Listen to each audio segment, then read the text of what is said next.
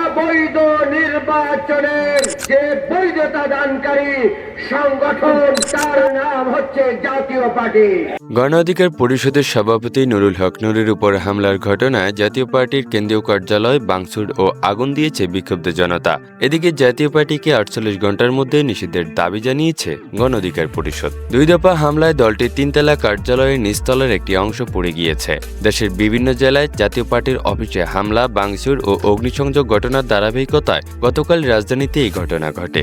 Police লাঠিচার্জ ও জলকামান ব্যবহার করে হামলাকারীদের ছত্রভঙ্গ করে এবং জলকামানের পানি দিয়ে আগুন নিয়ন্ত্রণে আনে। এই হামলায় নিচতলায় থাকা দলীয় কার্যালয়ের লাইব্রেরি, বই, গুরুত্বপূর্ণ কাগজ ও আসবাবপত্র সহ পুড়ে গেছে অনেক কিছু। তবে হামলার সময় দলের কোনো নেতাকর্মী কার্যালয়ে উপস্থিত না থাকায় কেউ আহত হননি। মিছিলকারীরা জাতীয় পার্টির কার্যালয়ে ভাঙচুর ও অগ্নিসংযোগ করে। প্রথম হামলার ঘণ্টাখানেক পর দ্বিতীয় দফায় একদল ব্যক্তি উল্টো দিকের গলি থেকে এসে আবার হামলা চালায় ও আগুন দেয়। পরে পুলিশ তাদের হটিয়ে এবং জলকামান দিয়ে আগুন নিভিয়ে ফেলে। ভাঙচুর ও হামলার পর কার্যালয় এলাকার থমথমে পরিস্থিতি বিরাজ করছে।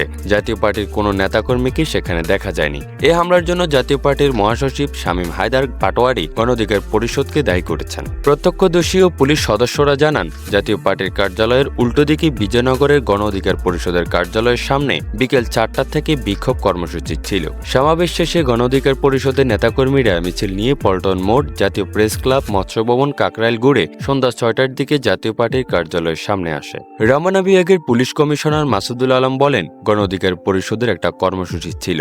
কর্মসূচি শেষে ওরা আগুন দিয়েছিল। পরে আমরা তাদের সরিয়ে তাদের আগুন নিভিয়ে দিয়েছে। এখন পরিবেশ অনেক শান্ত হয়ে গিয়েছে।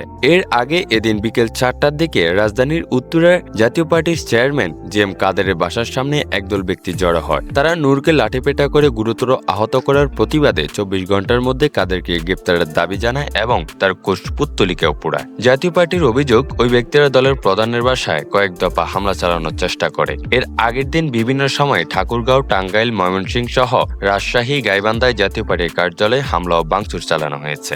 আগের দিন ঢাকার কাকরাইলে জাতীয় পার্টির কেন্দ্রীয় কার্যালয়ের সামনে দিয়ে গণ অধিকার পরিষদের একটি মিছিল যাওয়ার সময় উভয় দলের নেতাকর্মীদের মধ্যে সংঘর্ষ হয়। এই ঘটনার প্রতিবাদে রাত 9:30টার দিকে মশাল মিছিলের কর্মসূচি শেষে গণ অধিকার পরিষদের কার্যালয়ের সামনে প্রেস ব্রিফিং করতে গেলে আইনশৃঙ্খলা বাহিনী তাদের লাঠিপেটা করে। এ সময় দলের সভাপতি নুরুল হক নুর লাঠিপেটায় গুরুতর আহত হন এবং বর্তমানে ঢাকা মেডিকেল কলেজ হাসপাতালে চিকিৎসারত অবস্থায় আছেন।